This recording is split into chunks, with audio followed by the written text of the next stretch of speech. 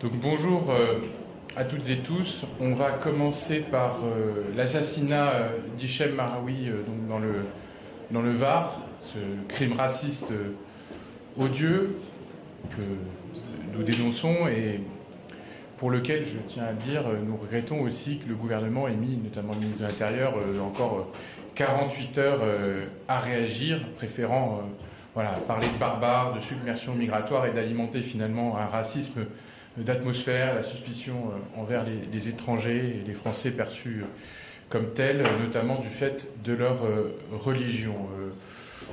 Il y a incontestablement aujourd'hui une banalisation ou une fascination de certains pour un discours qui met en cause les Français d'origine étrangère, les musulmans dans l'exercice de leur culte, l'islam comme une religion qui ne serait pas pour certains compatible avec la République.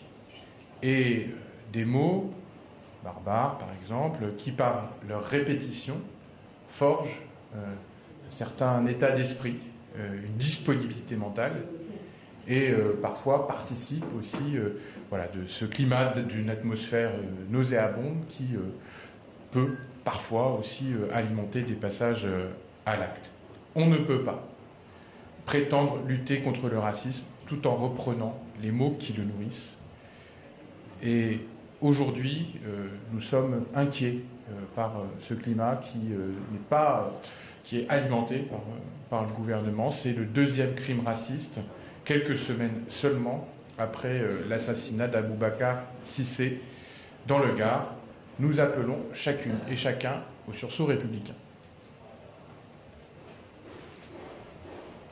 Bonjour à toutes et à tous. Alors enfin revient la question et le sujet de la réforme des retraites, puisque cette semaine est importante à l'Assemblée nationale, car les députés pourront enfin, en effet, se prononcer sur cette réforme d'Elisabeth Borne via une proposition de résolution qui sera présentée dans le cadre de la niche parlementaire du groupe GDR. Alors, les travaux du conclave, c'est vrai, touchent à leur fin et nous avons tout espoir et nous mettons un grand espoir dans les travaux qui ont été menés, singulièrement dans les poussées qui ont pu être faites dans le cadre du dialogue social par les partenaires sociaux et nous attendons impatiemment que ce conclave apporte au moins une conclusion, c'est-à-dire le retour de l'âge légal de départ à la retraite à 62 ans et non pas à 64 comme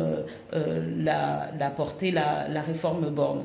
Il y a dans cette demande, puisque cette PPR porte une demande d'abrogation, la possibilité finalement d'une double réparation, la réparation d'une injustice sociale très claire d'abord, et la réparation de la blessure démocratique, puisque, rappelons-nous, il y avait quasiment 80% des Françaises et des Français qui étaient opposés à cette réforme. L'injustice sociale, évidemment, qui avait été faite aux carrières longues, aux carrières pénibles et hachées, en particulier celle des femmes, et c'est évidemment le Parti socialiste féministe qui a un regard particulier sur la situation des femmes, également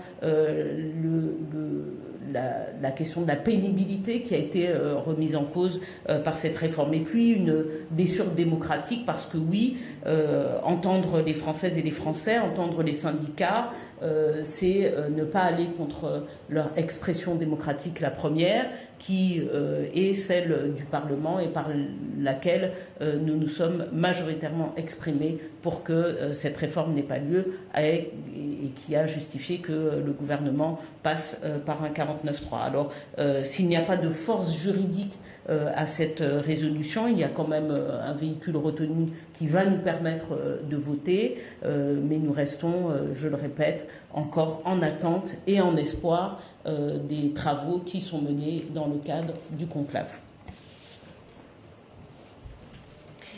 Bonjour à toutes et tous. Une grande satisfaction pour le groupe socialiste, c'est le vote d'hier à l'Assemblée nationale qui a permis le rétablissement des seuils de TVA pour les auto-entrepreneurs.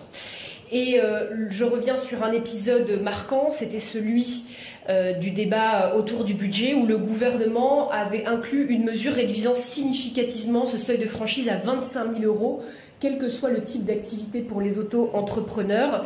Cet épisode avait été vécu de manière parfaitement injuste et à la quasi-unanimité, cette mesure, elle avait également été condamnée par les parlementaires puisqu'il n'y avait pas eu de concertation préalable sur ce point.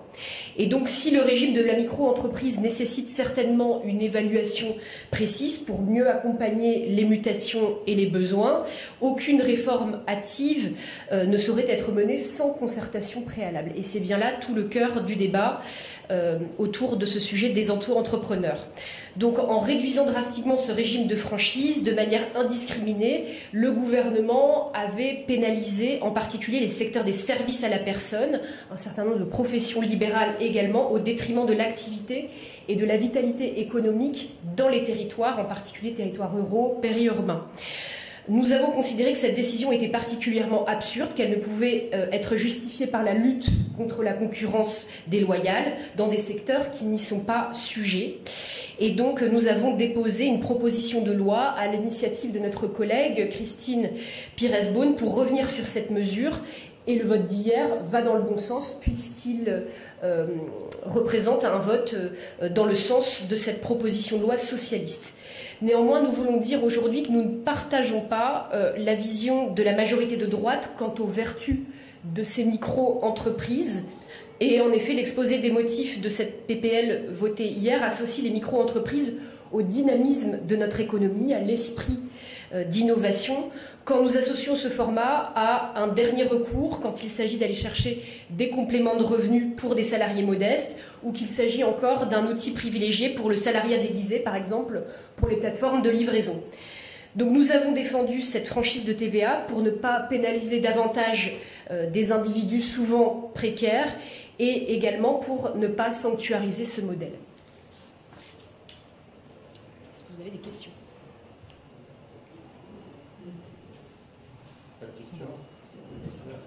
Merci à vous. Le ministre continue ses rencontres. Est-ce que vous souhaitez une loi d'ici la fin de la session, à la prochaine session? Alors nous, on a été à la rencontre du Premier ministre il y a 10 jours maintenant.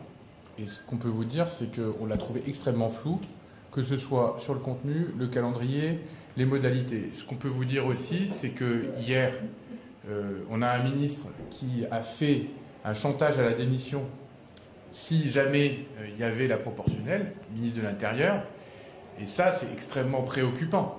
Ça traduit une cacophonie gouvernementale insupportable de plus. Comment peut-on accepter que certains mettent leur démission dans la balance sur un tel enjeu, alors qu'il y a un principe qui s'appelle la solidarité gouvernementale. Donc nous, ce qui nous inquiète, c'est pas tant qu'il y ait ou pas une réforme de la proportionnelle, c'est qu'il y ait ou non un gouvernement pour ce pays. Et moi, que Bruno Retailleau veuille démissionner, ça me va plutôt bien. Mais il faudrait qu'il le fasse le plus rapidement possible. Juste une petite question sur la motion de censure de demain après-midi. Est-ce que vous avez arrêté une ligne? Est-ce que vous allez la voter? Oui, comme on l'avait signalé la semaine dernière, on ne fait pas de motion de censure contre le Parlement. Ça n'a pas grand sens, ça s'appelle une dissolution. Donc voilà, là, on fait une motion de censure pour dire que le Parlement se comporte mal. En l'occurrence, voilà, on va remettre les choses là où elles sont. Le sujet, par exemple, sur la responsabilité du gouvernement, on l'a dit à l'instant, ça se posera en particulier à l'issue du conclave sur les retraites. Est-ce que le Premier ministre tient sa parole d'un retour au Parlement ou non? Voilà, le sujet est là. Voilà, donc on ne votera pas cette motion demain. Je me permets juste de rappeler également une échéance très importante pour le groupe socialiste, une échéance qui a été annoncée également hier, c'est celle de la future commission mixte paritaire concernant la loi du plomb. Et donc nous sommes concentrés dans le groupe socialiste, puisque nous allons y être représentés dans cette CMP, avec un titulaire, un suppléant, j'en ferai notamment partie, pour défendre notre vision de l'agriculture et surtout faire en sorte que, contrairement à la droite sénatoriale, nous n'opposions pas dans notre pays la défense de l'agriculture l'agriculture et la défense de l'environnement. Et là encore, nous avons envie d'être force de proposition jusqu'à cette échéance nouvelle de la CMP à laquelle nous avons été réduits dès lors qu'il n'y a pas eu de débat à l'Assemblée nationale, ce que nous regrettons profondément.